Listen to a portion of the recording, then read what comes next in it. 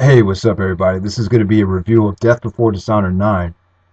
And the show really shocked the shit out of me because I didn't expect it to be, that crowded. There was so much negativity about Ring of Honor at the time, with Davey not defending the belt with the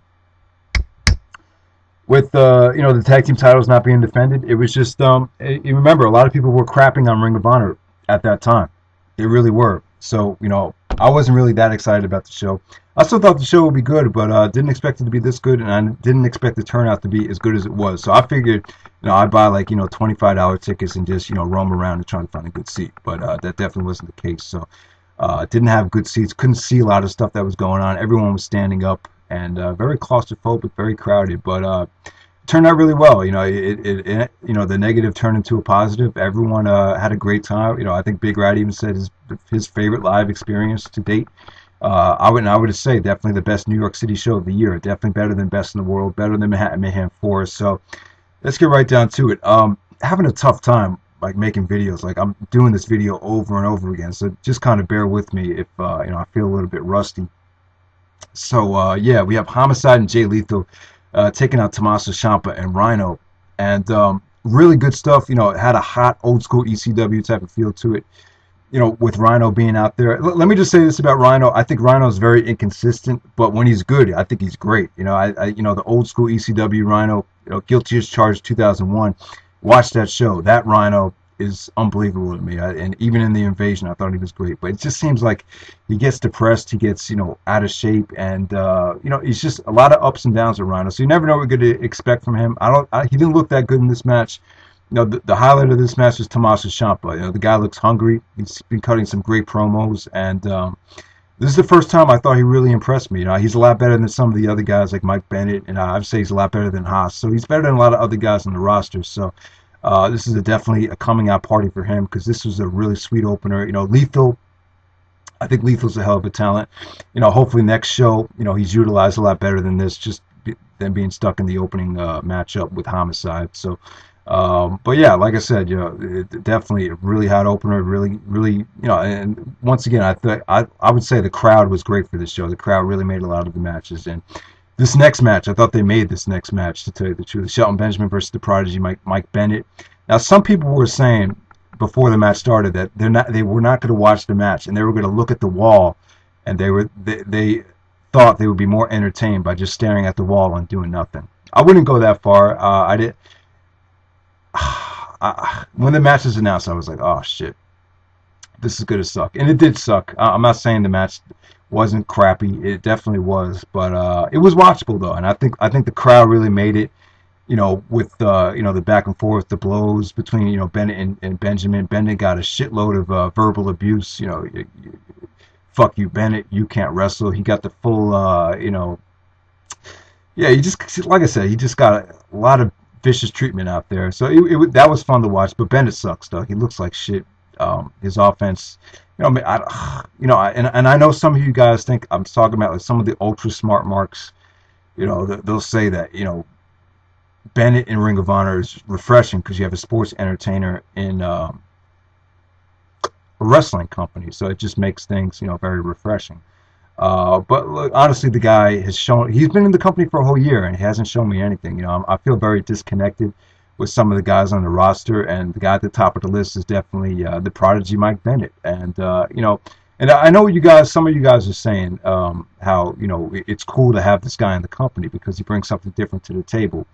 I would agree to a certain extent. It's just that when you have guys like Willie Mack, when you have guys like Chuck Taylor, Akira Tozawa, and I could go on and on and on. Johnny Gargano. When those guys are not in the company, and this guy is, and this guy's taking up 10 to 15 minutes every night, I think that's a problem right there. So that's just my opinion. So all right, next match we had Future Shock versus the Young Bucks versus the Bravado Brothers. Three-way elimination match. They set this match up beautifully at Best in the World. I mean, some people want to complain about the fucked up finish with the Bravado Brothers interfering. But, because of that, we had this nice little three-way elimination match. And I thought this was a lot of fun. It really set the tone for the rest of the show. After this match, the show really picked up into full gear, I would say. And, right from the get-go, I thought Kyle O'Reilly's missile drop kick like within the first couple seconds of the match, it really, woke the crowd up, and everyone was like, "Bam, this is gonna be an awesome fucking match," and it really was. It just a lot of excitement. You got three young tag teams going out there and just busting their ass. That's pretty much all I can say about it. But the Bravado brothers, they actually got booed after they got eliminated, so I think that says a lot right there, because they had a really tough time at first when they started off in Ring of Honor. For the fans to actually connect with their character and to be into their matches, it says a lot about where they've come from. So and Future Shock and Young Bucks, there was an awesome exchange with multiple super kicks, multiple lariats. All four guys were laid out. The crowd gave them a standing ovation. Just great stuff. And then the Bucks actually turned heel after the match. So it kind of left you wanting more. And hopefully we'll get Future Shock versus Young Bucks at Final Battle. I think these two teams, get them involved in a big program. Let them go out at Final Battle. Open up the show for 20 minutes. I think that'll be awesome. So, all right, next match we have El Generico versus Jimmy Jacobs, and this match is kind of just a little warm up until Kevin Steen came out, and then we got the whole big Steen angle. And let me say this about Jacobs, though. I think Jacobs really needs a feud. He's one of those guys that really needs some type of storyline or some type of promo, for you to really be into his matches. But I thought he looked good here. He definitely looks a lot healthier now than 2009. I thought him and Generico had like a really sweet television match. You kind of felt like Generico was kind of wasted on the show, but like I said, though, like many people have said, the whole aftermath with Kevin Steen coming out provoked a lot of emotion out of the crowd. Back-to-back shows with Steen coming out and definitely being the most over guy. He gave hints about Davey Richards. The title match of David Richards coming up. He says, Ring of Honor, if you're such a great company, how come your champion's over in Japan? So definitely he planted the seeds for that. And, I think it's a little bit too soon for Steen versus Richards. I don't know. You would assume that Eddie Edwards would get the title shot at Final Battle, hopefully with some type of, heel turn or storyline attached to it. And I think Steen versus Richards, it's been done in PWG this year already, so... And, it's kind of, I don't know, I just think it needs a lot more build-up, and it seems like they're really dragging this whole thing with Steen out. So I wouldn't expect the Steen versus Richards match probably until WrestleMania weekend. So we'll see what happens there. But let me know what you guys think they should do with Kevin Steen at Final Battle. Because I'm really thinking, because the Generico Steen feud is so hot right now, at least in PWG, maybe he could go back to that at Final Battle. You could do 1 year in the making. You could do the rematch.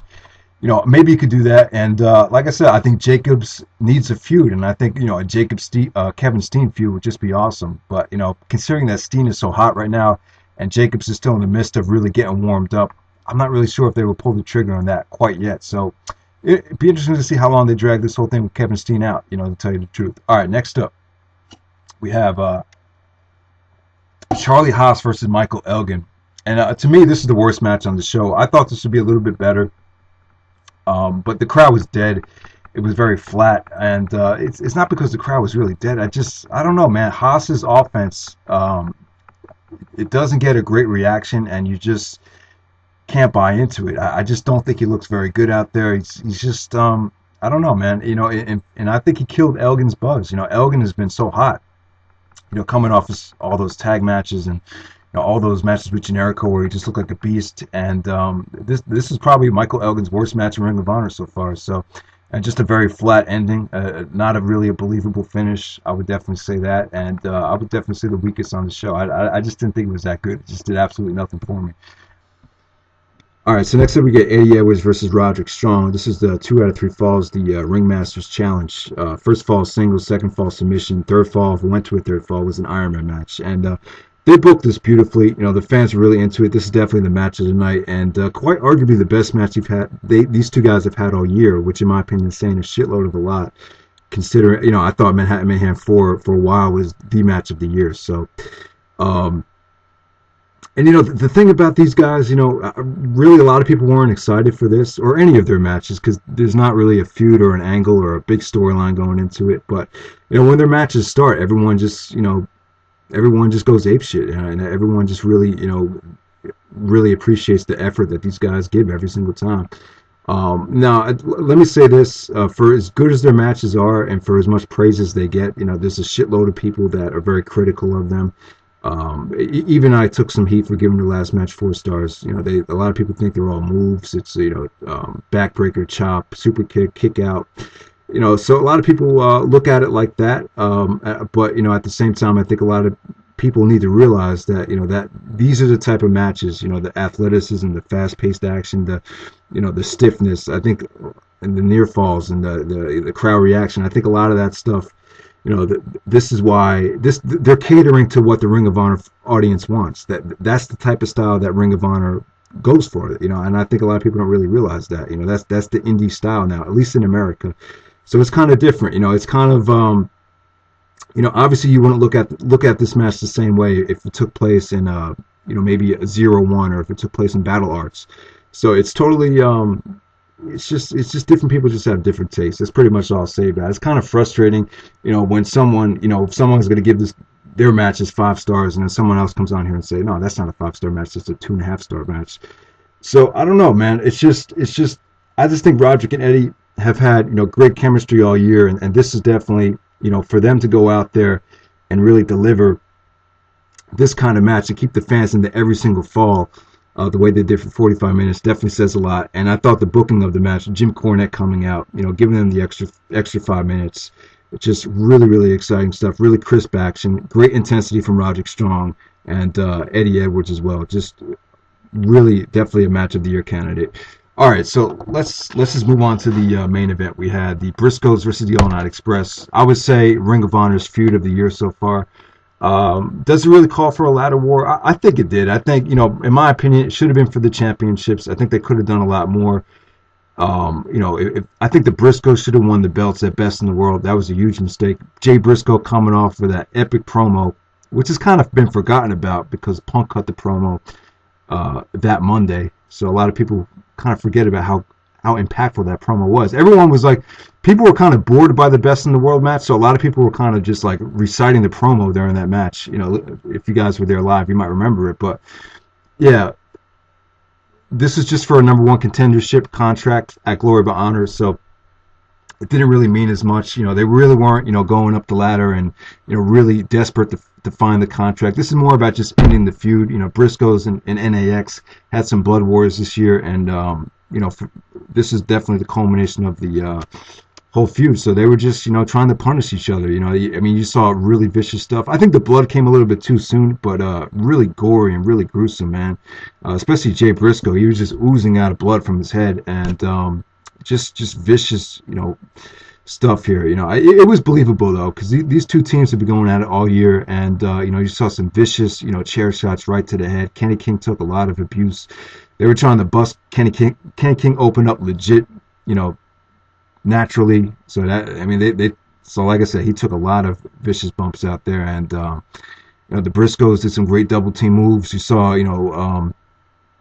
Kenny King bust out a springboard net breaker onto a table. Came off really sick. That came off really sweet. Kenny King busted out a shooting star press. I thought Kenny King definitely, once again, he really showed that he could be a world champion. Just another A+ performance from him tonight. And like I said, you saw vicious spots. Mark Briscoe actually did a splash off the top of the ladder through the table in the middle of the ring aisle. That was crazy. Like I said, they definitely not the best ladder war ever, not even close, but definitely a great way to end the feud. Everyone went home happy. The match was definitely successful because it proves that the ladder war is a really big draw. Because honestly, I've never seen the Grand Ballroom this packed and this crowded before. So now they're going back to the Hammerstein Ballroom now. So so the road to final battle is upon us. I would say also, just a side note, production values are great for this DVD, definitely. I think the Sinclair broadcast is definitely, giving them some better equipment. So that's pretty much it. Definitely for Dishonor 9. Definitely a great show. Don't sleep on it.